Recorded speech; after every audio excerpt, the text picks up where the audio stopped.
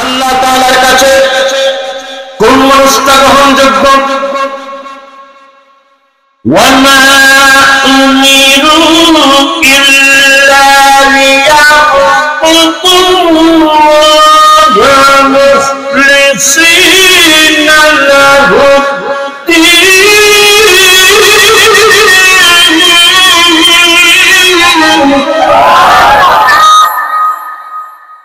আল্লাহ তাআলা বলেন, বান্দা তোমার নেক হায়াত তখনই দামি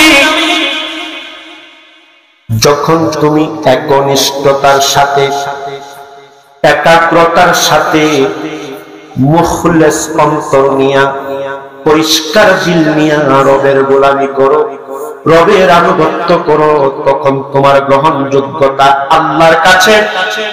দুনিয়ার জমিনে কোটি কোটি টাকার মালিক, বাজারে ঘাটে ব্যবসার মালিক, আপনি একজন সামান্য গরিব রিক্সাওয়ালা, ঠেলাওয়ালা, কিন্তু আপনি আল্লাহর গোলাম। হাজার কোটি টাকার চাইতে আপনার একনিষ্ঠতা, আপনার খালেস দিলের ইবাদত আল্লাহর কাছে বড় দামি। জোরে বলেন সুবহানাল্লাহ।